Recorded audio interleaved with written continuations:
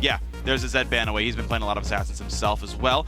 Evelyn dropped away from St. Vicious, and here we go into the game, guys. Yeah, it's the sibling rivalry here. The Curse organization, you know these teams play each other all the time. Yeah. Scrim partners, you know, they get a lot of information off each other. Pretty much same coaching staff, too, I believe. I don't remember actually exactly. I remember actually from talking with Liquid a few weeks ago back in the Summer 2 playoffs. He's like, actually, they're all, even though they're all my teams, it's like they're all actually kind of separate. They'll have their own sort of staffing. Okay, so a little microcosms. Occasionally they will pair up and be like, let's do some specialized scrims, but they're actually all pretty self-sufficient. Yeah. It's not as much of a team kill as you'd think. Yeah, I do like, going back to the game right now, I do like the fact that they banned out the Nunu, because that was a 100% win rate yesterday. Yeah. Saw it picked in 4 games, won all 4 of them. Yeah. It's interesting to see which teams kind of favor that type of champion, which ones don't. Nidalee still away from Hanser, though, so that ban has not gone anywhere. Lod will have Yasuo if he wants it, unless King can first pick that away. That's the thing, though. Are they going to ban it away? Because Maokai is still on the table, too. True. So they have to make a decision here. They might leave just a lot more up and say, Chris, you know, he's been spamming the Rise lately a lot. Right. Solo queue recently, and both games he played against Coast in the Summer 2 finals, he played Rise. They ban that away. They leave Kha'Zix up. They leave Maokai and Yasuo. Insta-lock Maokai, of course, for Hanser. I'm not surprised at all, but in fact, Saint wanted Kha'Zix over that all anyway, so that is an interesting sort of priority here to actually pick that one over. So Chris had better well be confident that he can beat up Maokai in the top lane. Yeah, and the fact that there isn't a whole lot left for him. We have Alistar, Nidalee, Rise banned away, Maokai picked. He's going to have to fall back on something else. I mean, he could pick up Lulu. Yeah. He could pick up Riven. Right, and we've seen Riven, right? Like, we saw SK Prime Submitted J pick Riven into anything he wants to, and he had a pretty good time against Maokai. And it's Chris's most play. It's Chris's most play. Like, I'm expecting the Riven mains to come out and actually play Riven because I've just actually seen it do well, and I'm surprised to see teams play it so much in solo queue but never bring it out in competitive. Yeah, sometimes we've seen Aurelia against Maokai top. Right. Because you don't cast a lot of spells, he doesn't get a lot of his passive, because you just hit 10 style auto attack trade. Yeah. It's pretty okay. And then you have the reduce tenacity. You have the extra tenacity on the passives, my root is long and stuff, but your gank assistance isn't that great, and Maokai just scales up alongside you and is more efficient in team fights. I tend to agree right here. So it's something that could be very risky then to play a sort of fighter against Maokai and hope you beat him up one-on-one. It's not always going to be that likely. Zilean comes out there for Curse Academy, plus Impactful's going to get Corki for himself. Do have to see where the Zilean goes. It's just been a flex pick. Here's the thing, though, is I think that the Zilean is going to go on Bunny Fufu because he's been spamming it a lot in solo queue. But that's the thing, is he picks that over Thresh. Which is and that's a Bunny Fufu staple champion. And you can kind of see just the whole meta shifting in 4.14 as we approach Worlds. You know, Corki is back in the mix. He always comes back around Worlds time. He's always relevant. And now everybody's like, oh, Zilean, Faker played at mid. Wait, this champion is still around. This champion's still really good. Right. And now with hyper carries, we can go ahead and make teams around him. Yeah, well, props to J-Ree for being, I think, the original Zilean support. And I might have my name wrong, but I think that was him. Hover on Orianna here right now for Curse Academy. It is going to be Thresh locked in for Patoy, so Thresh, Tristana, plenty strong lane. Heaven Time going to be rocking the Jarvan jungle with only one jungle ban and one grab, so one on Jarvan over everything else.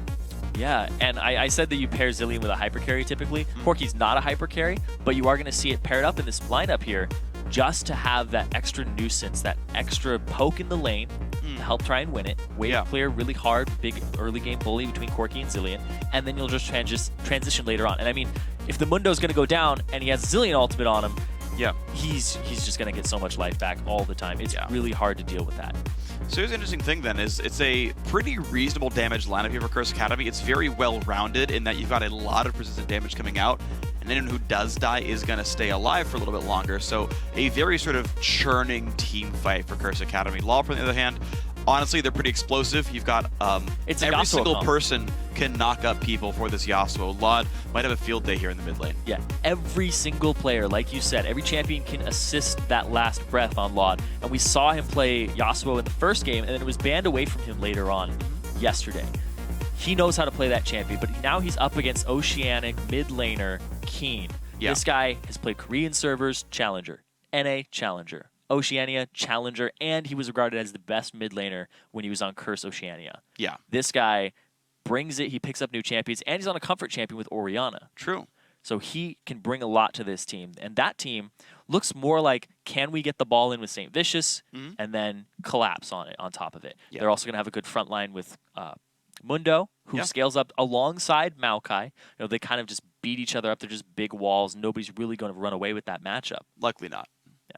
And honestly, as well, with jungle pressure, I think you can make kills happen with Mundo plus Kha'Zix. Yeah. We've seen those top lane tanks get dived, and it's been working out by and large. I think it's very doable.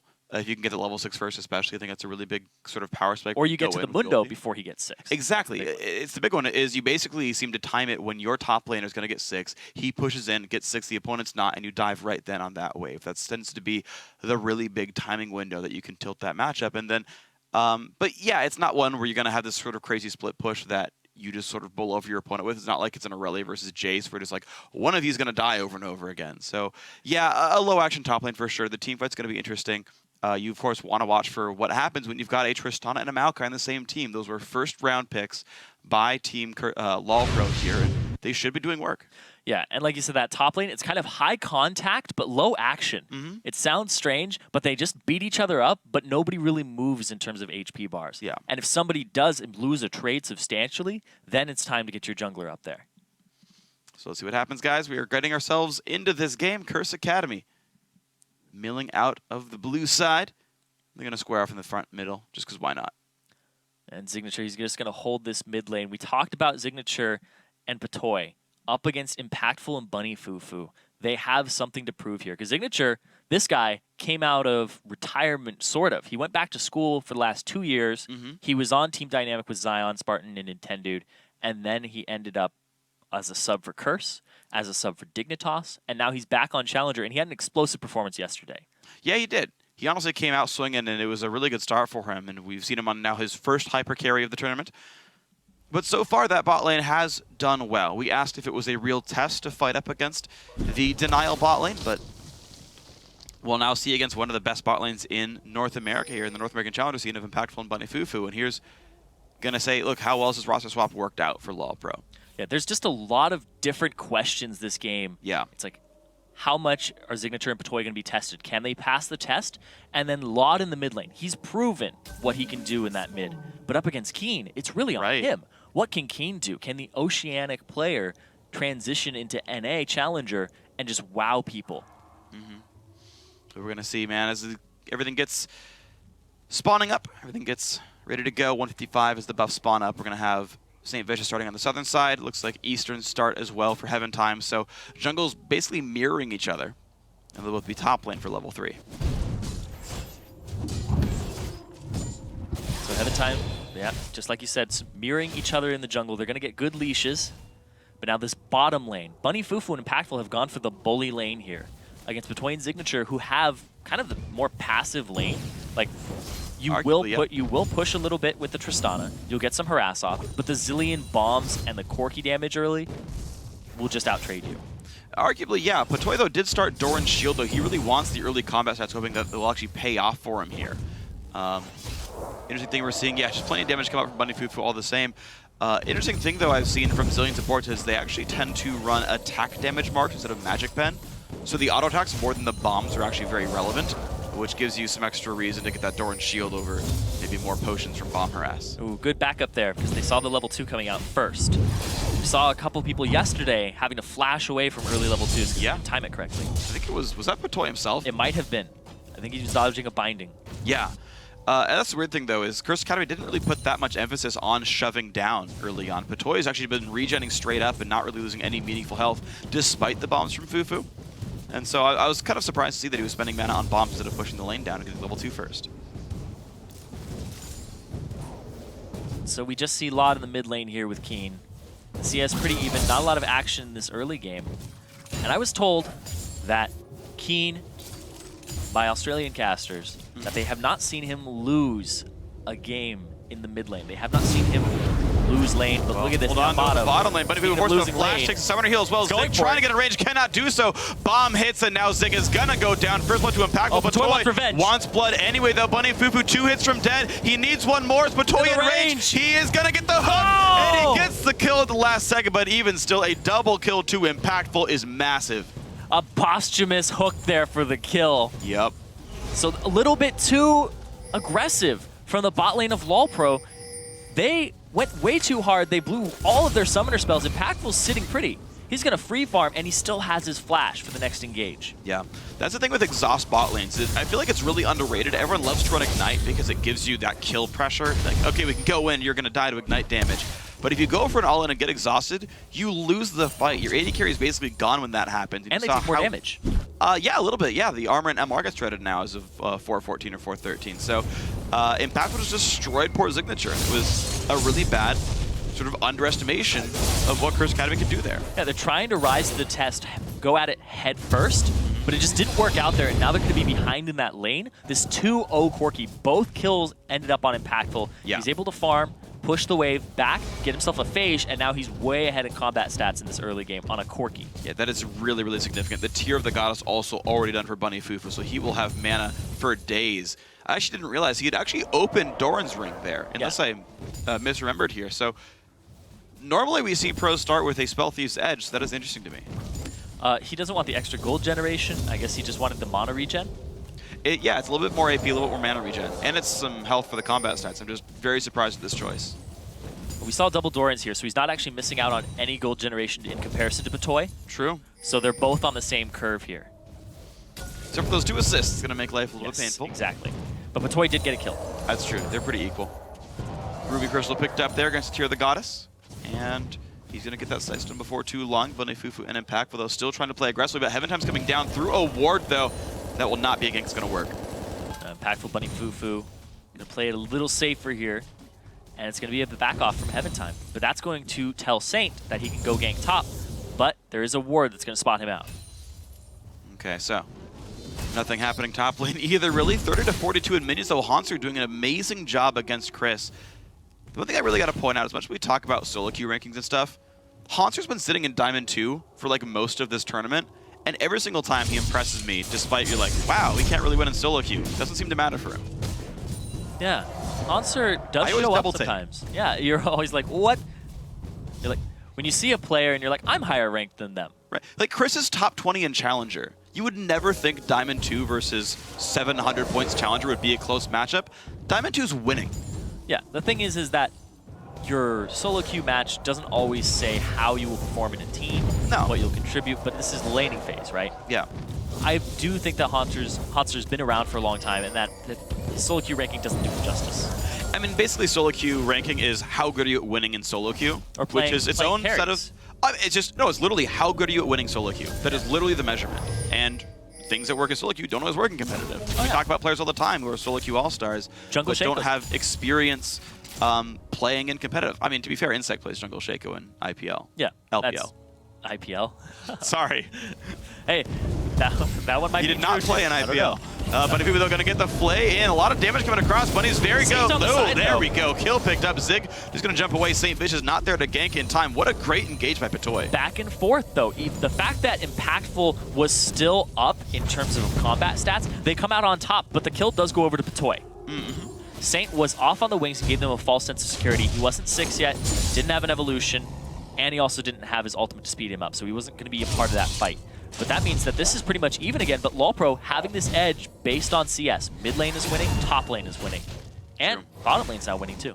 Yeah, this is beautiful stuff. It really just matters who's got the gold itself. Thresh not the biggest gold scaler in the game, so that might be a bit of a lie here. We're certainly going to have a mid-game power spike that will still be better for Impactful with those 2 kills on Corki.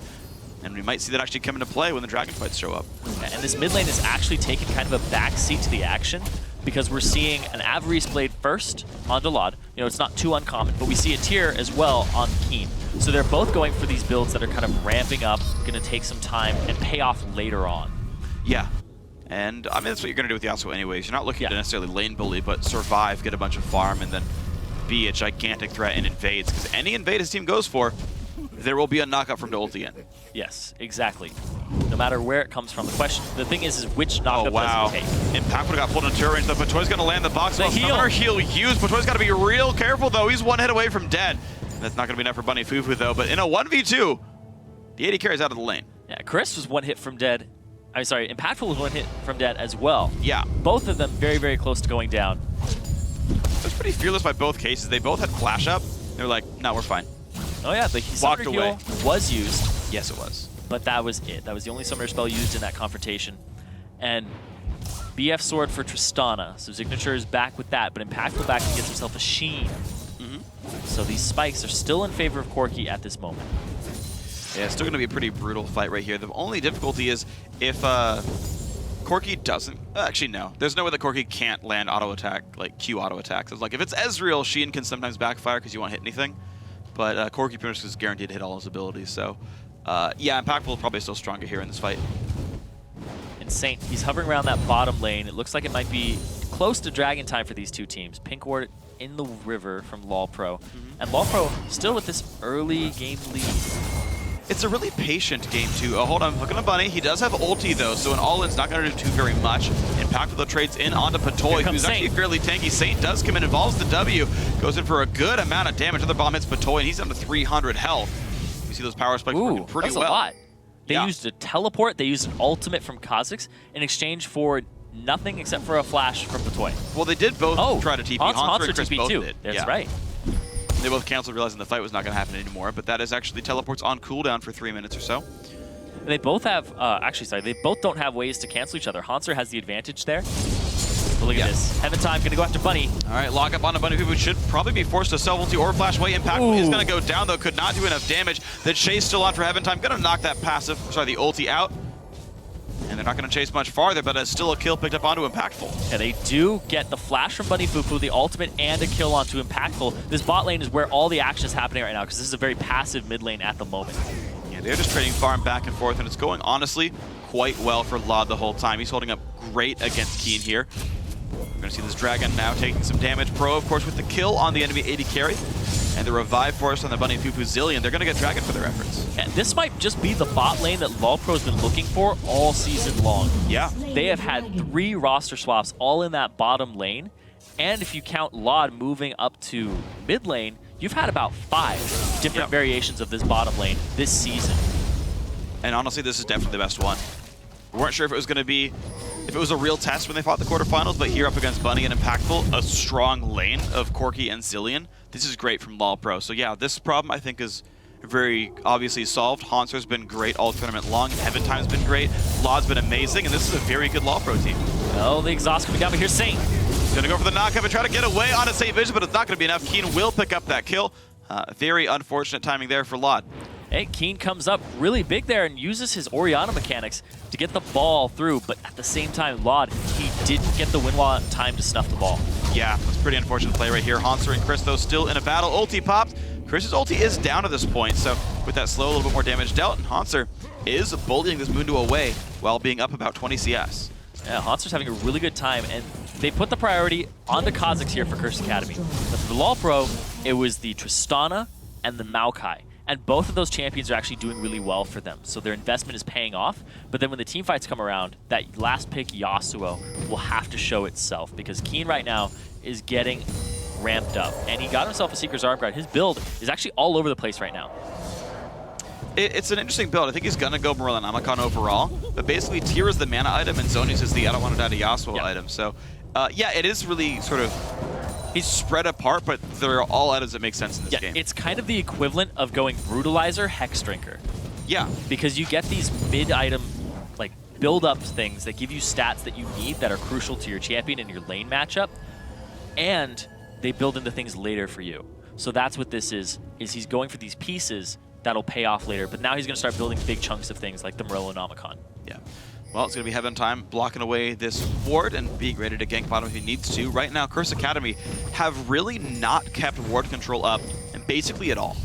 I see almost no blue wards on the map whatsoever. LoLPro does hold the vision lead as they trade kills back and forth. You can see, that Dragon picked up there was for very obvious reasons, and right now, LoLPro are playing like the better team. Yeah, they definitely are in terms of map movement, but here's the thing. Is when we saw Curse Academy play against Coast, it was just wards. Wards all day long from both teams. Hundreds of wards died each game. I know. So many. Poor wards lost their lives. Alas, poor Yord. Poor ward. Oh, there's a knockup on a Satan. No shockwave though to counterattack this one. Hibby comes out, he leaps out of the catacomb, but is the damage going to be there? Law tries, he gets the kill. Now Heaventime and Keen in a 1v1. That Keen is likely to win here. Does get that one. Double buff and double kill over to Curse Academy's Keen. Oceanic mid laner coming over here. He's Korean as well. Yep. 3-0, highest CS in the game. He is ready to just go off now. They just put Curse Academy back in the lead. And look at this, he's gonna roam near top. He's not even gonna waste time doing nothing. He's gonna go push something. This is the effective map movement that you will see. He's already killed the mid lane editor, but if he's now getting attacked in the bottom lane, the pop's guilty onto himself, and will they trade back onto Impactful? Looks like Zig kind of wants to back out from this one. There is that top lane dive paying off as Hanser goes down. They saw that coming too. But look at this, Patoy with the hook. What a great flash hook, the two-man flay as well. Exhaust onto Zig though means they can't get too much for it. Patoy taking a whole bunch of damage from Impactful. That's the kill picked up thanks to the Sheen. He's gonna dive on in more. Flash, rocket, one more to get the kill. Summoner heal used. Not a big one, not gonna be enough damage. Zig gets away with a barely sliver of his life. 30 HP in his health bar, just barely making it out of there. And at the same time, there was a gank top. Keen got the kills mid, got double buffs, pushed the turret, goes up top. He gets this dive. He walked through a pink ward to get there. They saw him coming. Hanser had full information of this. He still has his flash and his teleport, but does not get out of there. Keen, the big thing here with different regions, NA, is kind of, we'll just use NA as a standard line, right? China, they have very purposeful movements on the map. That is the difference. And then when you look at Korea, they have very purposeful movements, but they have economy of movement too. They will take the best route to get there at the right time. And that's what we're seeing here. He didn't push mid. He didn't even get auto attacks on that tier 2 turret. He goes straight top. And that's something you'll see from a Korean solo queue player. Is that you have to apply pressure. Yeah, and he did a beautiful job with that one. And you look at this, and the kills are in exactly all the right place for Curse Academy. 3 for Impactful, 3 for Keen. Even Chris has got one to tilt his matchup as well. The gold is in all the right places, and even though dragons are nice to have, and the gold's only 1,000 apart, I just feel like Curse Academy are powering up perfectly in this game. Yeah, like you said, all the right goals in all the right places, and the hooks, not quite in the right place. But this pink ward being fought over back and forth. Well, it goes down, new ward comes out anyway. Impactful already has his Trinity Force though. Zig almost to Shiv for himself. It's still going to be a hard matchup to fight. Saint still sticking around, evolves his wings after he hits 11. And now both junglers hanging out down bottom. Saint's gonna dive this though. Speed it up, Time Bomb gets a kill picked up there. Revive used, it's gonna be 1 for nothing so far. Up comes Impactful, gets away from Heaventime actually very successfully. Q comes down, but a whole bunch of damage coming by. Hanser wants to cut it around, so does Chris though, and the battle continues. Great voice bugs coming out. Hanser just holding the front line, as is Chris. These tanks not want to take very much damage, but looks like Chris and Curse Academy getting the better side of this one. Lot is pinched off though. Oh, Lod's got to be careful. Jumps through a couple of minutes. He might get away from this one. Cleaver thankfully misses. Time Bomb still on. Knockup comes through. Of course, does not chase that kill down. But pressure on the turret now for Curse Academy. Yeah, Curse Academy are definitely team fighting better, and they're having better map movements, whereas LoLPro had better vision control up until this point. Curse Academy wrestled it back, and off of these mid lane skirmishes, and Keen getting those early game stat items for himself, really coming up big. He's transitioned this lead for his team into a mid-game spike. I gotta say, to me, I think this is a lot of Keen being amazing. He has completely out-roamed Laud and outplayed him after the early laning phase where CS went equal, but then you saw the gank assists, you saw the roams to the various lanes here. Keen's been massive for Curse Academy. Yeah, and I was told by Atlas, one of the Australian casters, that Keen will always transition a lead for himself into a lead for the team. And you see exactly that with the zone control from Orianna, getting themselves into a dragon, the second one of the game, but the first one for Curse Academy. So absolutely glorious stuff then. Keen is doing wonderfully. Merlin is done now, so poor Maokai's gonna have a hard time healing up himself. And it kind of now rests on Signature to be a hard carry. 141 CS, 1 kill, 2 assists. Shiv's done. He should be able to power up pretty nicely, but you've got this really long lull for LoLPro because there's so much mid-game power right now for Curse Academy. Yeah, they're definitely using this mid-game power spike for themselves. And Signature, he's definitely in that slump because he's not at 2-item Tristana just yet, whereas this Corki already has the Trinity Force completed, and he's on his way to his attack speed. His next item, actually. Ruin King, I believe. Yeah, so it looks like it's what it's going to be here. It's a pretty good build. Should be pretty powerful for Impactful, and it's going to help him stay relevant, help him knock down this poor little Maokai who's, I guess, not been left alone in the top lane, but it's been just that one gank turned into a kill. Funny Fufu face checks. Yeah, that's a bit of a risk. Nice hook onto Impactful. Half HP already. Zilean will force the revive soon. Actually doesn't even have to right now. Just deals a bunch of damage. Impactful's going to potion back up And use the Vamp Scepter. Zig and Potoy really want to get back in this game. Bunny Fufu holding off on the Zilean ultimate. It's one of those things where you have a lot more pressure when it's still up than if you use it, it gets wasted. So really good on him not to be, I guess, have a quick trigger finger. Every single time Potoy throws that lantern down, I expect Zig to click it and like screw Potoy over. And it's good on Zig not to click that thing. So one time you don't click the lantern, it's time bombs on your head. Saint is in that bush. They did see him. He peeked out for a second. Well, again, the hasted time bomb Kha'Zix, pretty good ganker. I like how hard Saint's been farming, actually. Part of it's the Zilean passive, of course, but I've been kind of pleasantly surprised how high level this Kha'Zix is. Yeah, going a very offensive build. The Zilean passive helps a little bit, but at the same time, when you max those spikes and you evolve them as well in the jungle, you come out of the jungle extremely healthy when you have Lizard Elder. You actually get basically better returns because you heal yourself with the Void Spikes in general. Yep. Then you have that on top of it, and it does extra damage to minions. Right. Which then multiplied by Lizard Elder, it's just ridiculous how much HP you get out of one camp. Yeah, so far, life's been good for St. Vicious here. 1 kill, 3 assists, 1 death, but no big deal for himself.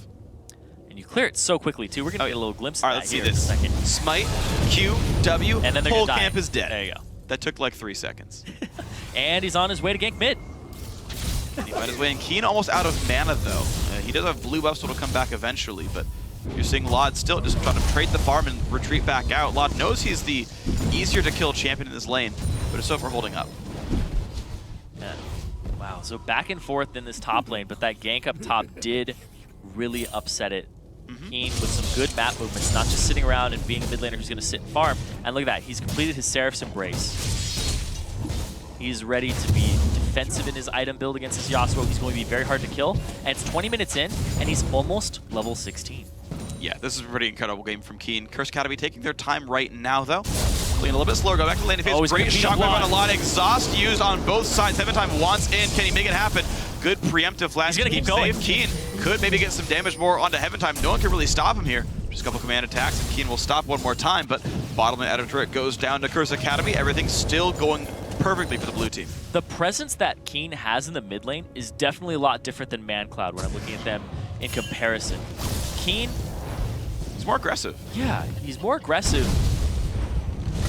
I'm trying to figure out words to describe it, but right they're going to move top. Yeah, mid lane's unlocked. Hanser's still aggression. half HP. Chris really trying to keep him down. Good sweeper to get rid of the wards. But Hanser knows better. He's seen this one before. Deja vu. Died last time. He's going to back up, but that will mean out of turret 100%. Yep, St. Vicious off on the side here. He's going to get some vision too. That's what helps with the evolution on W. Gets the extra slow, gets you the vision and the try spikes. LoLPro looks like they are going to try to wait around, but they really can't defend this turret whatsoever. Keen gets all the local gold. So that is a very rich Orianna.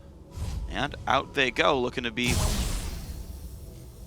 just continuing to control this one. Now, it is a little bit slower paced than LoLPro's wins from yesterday's games, but Curse Academy certainly are not letting this game slip. Yeah, and look at that. Keen has 1,600 gold more than the highest person on LoLPro at the moment. He basically has a needlessly large rod over his next biggest opponent.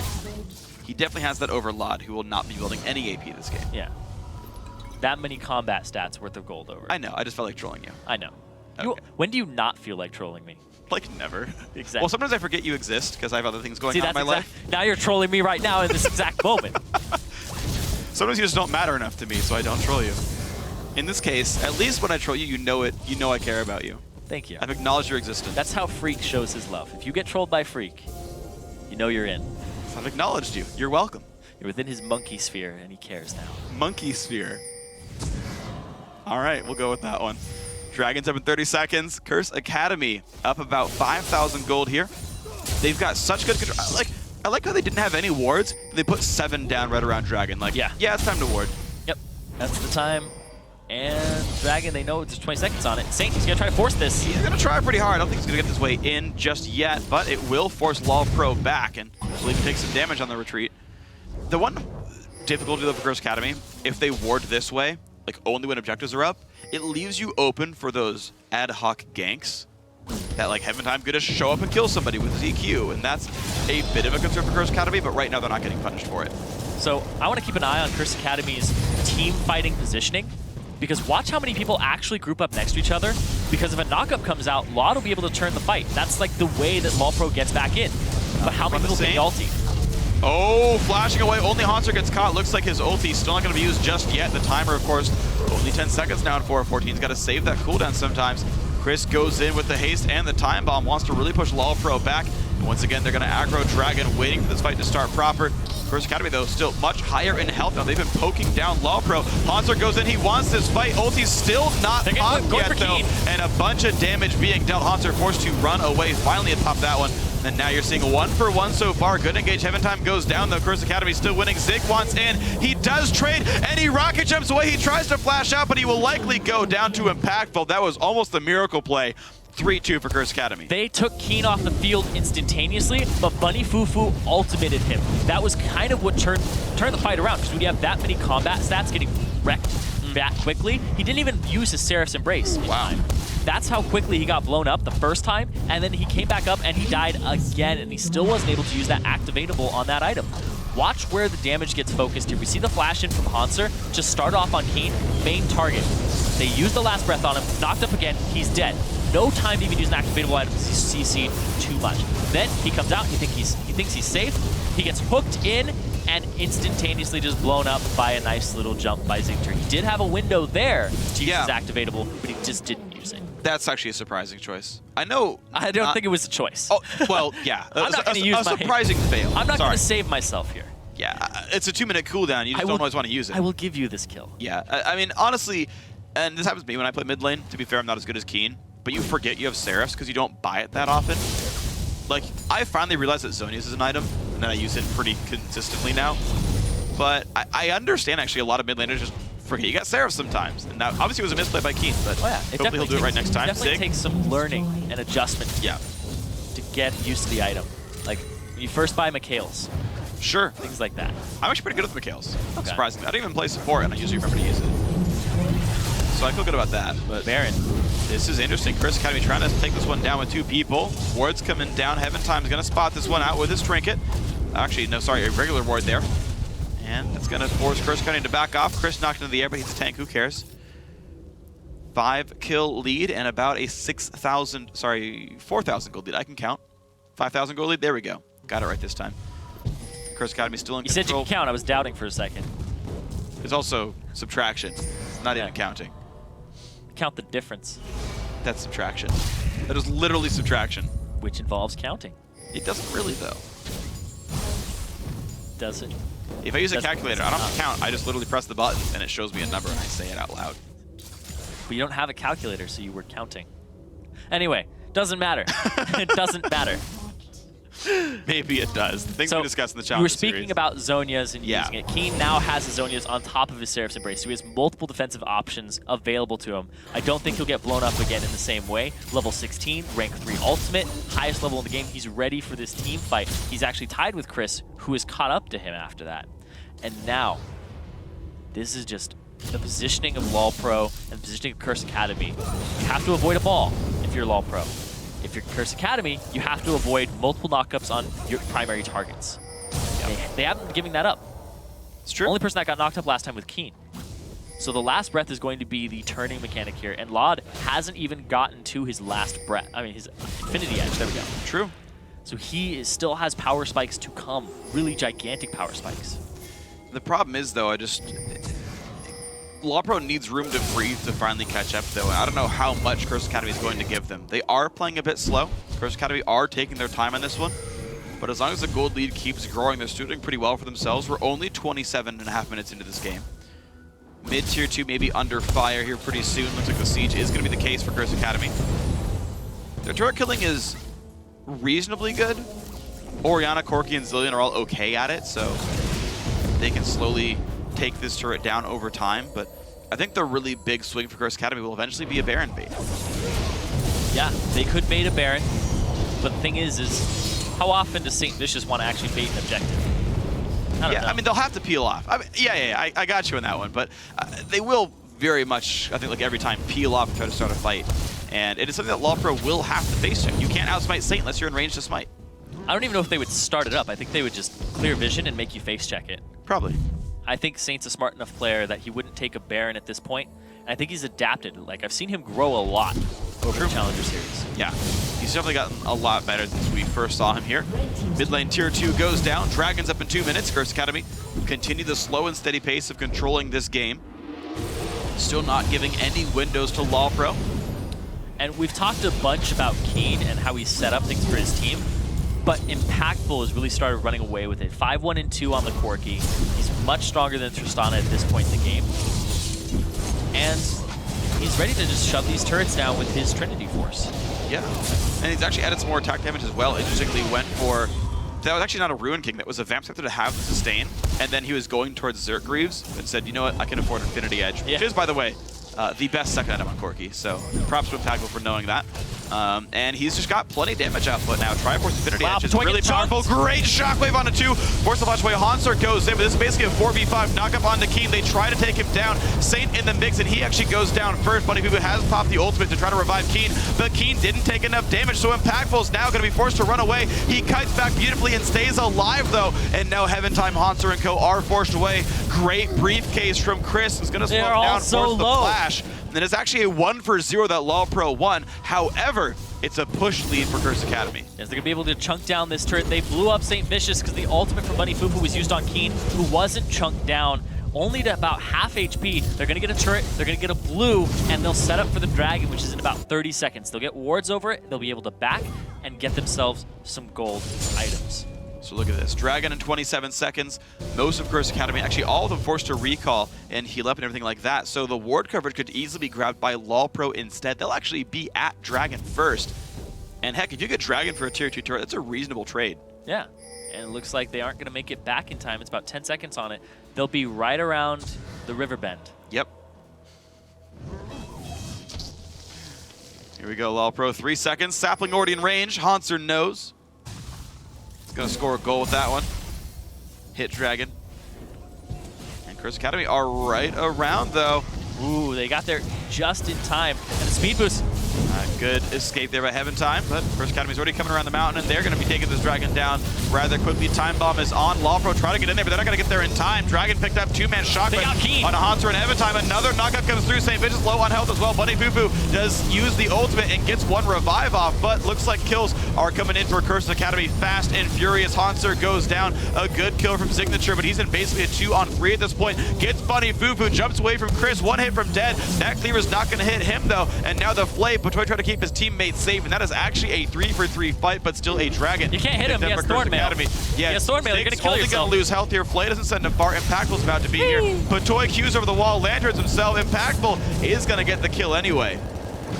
That is now a 4-for-3 plus Dragon for Curse Academy. Yeah, Chris bought the Thornmail, so there's no way that Signature could even turn around and start to fight him. And Keen didn't use his Seraphs again. Did he? I thought he did. It's not on cooldown. It might have been used in the last fight, and so it was still on cooldown. It's a 2-minute cooldown, but... So he uses his Zonias here. He actually has the ultimate from Bunny Fufu on him. He shields himself, and then it times out. I guess. And then Trist blows him up. Again. I thought I saw it on cooldown. He may have used it. I think he used it. It might have been during the previous fight. It was down from the previous fight. It just came up when he was dead. Because I remember looking at it and being like, okay, what's he got? And he had the Zonias on cooldown as well as the Seraphs. Okay. It came up after. So the prior fight where it was the 1-for-0 for the tier 2 turret. Then never mind. I am silly for pointing that out. Yeah. Silly freak. Sometimes I'm silly. If your summon name were not going to be Zyrene, what would it be? Because mine would be Silly. Yours would be Silly? Why not? I'm David Silly Turley. What a horrible screen name. David Silly Turley. Oh my god. I would be Aiden, don't call me Aiden Moon Moon. Nice. Well, here's the engage in the top lane, though. Lot is going to be a little bit endangered here. Flash in for St. Vicious. Damage comes through. That is 1 kill picked up. Heaven Time wants the engage. Beautiful shotgun catches Zig and Patoy, but they're going to stay alive so far. Chris in the front line just does not take damage, though, and that is now a dead Maokai as well. He's been turned into paper, and the top lane tier 2 going to be attacked soon. And they're actually going to back off of it here and just go for some jungle camps. The great engage there. The shockwaves from Keen have been really good. Even if somebody flashes away, he still manages to catch at least one person, and it's the Baron that Curse Academy have in their sight right now. And no members of LoLPro are around. Heaven Time is about to have his smite up, but he doesn't have vision of it anymore. That's going to time away. flag comes down, he will be able to see with this. Shockwave not up just yet. This could be the play. Unfortunately, away from the flag that is timeout. He goes in anyway, smite. Oh, it's picked up actually by the Corki of Impactful. That's the kill on Heaven Time as well. This could be a 2 for 0 plus the Baron. Looks like it will be. Shut down goes over to that Kha'Zix of St. Vicious, and this could be the game for Curse Academy. They're going to start pushing down this mid lane. They have the Baron regen, the wave being cleared out from Keen, and there really isn't a whole bunch that LoLPro can do at this point. Laud, he's put up a good fight, but he's 0-5-6 on that Yasuo. They just haven't been getting the last breaths because of the positioning of Curse Academy in the fights and just the overpowered mid game that they brought to the table. Overpowering. Yeah, it was incredibly overpowering mid-game. Keen set him up, Impactful got a bunch of kills, and the two of them just were the damage sources that crushed this game. 12,000 gold lead now, mid inhibitor's gone. They ping top tier 2. Curse Academy are not done with this Baron buff. No, they're going to go get more off of that. They're going to keep pushing objectives. There's no downtime here for this team. It's been a 34-minute game, but there hasn't really been any lulls in the action. They have purposeful movements around the map, and they are always doing something. Absolutely. They aren't just farming. They aren't content with sitting on a lead. They're pushing it, even if it's about a 500 gold lead, which we saw Keen get, and then move top. Yeah, the roams have been absolutely incredible. Two-man Shockwave, that is not good for LoLPro. Down goes Laud without getting to press a single button right there. Top lane inhibitor are going to go down. The inhibit itself will follow. This is surely going to be game on this push for Curse Academy. Maybe. They're going to go to the bot lane now. And they're going to push this. There's a minion wave for them. Think of how good of a player Laud is and how much we've been talking about them. And then compare that to how well Keen has been doing this game in comparison to him. Absolutely dismantled that guy. Now Chris does not care about damage whatsoever, walks in the face of a turret, doesn't even tickle him the slightest. Inhibitor turrets all dead, inhibitors all gone as well, and now next turret number 1 is going to fall. Only one turret left in the map. Superman is flooding into the base. 36-minute game. This will certainly be game 1 going to Curse Academy, and now they are a single game away from the LCS promotion tournament. Used his Seraph's Embrace and his Sonya's there. Nice. Not forgetting about those activatable items. Keen really stepping up this game and showing why they brought him onto the team.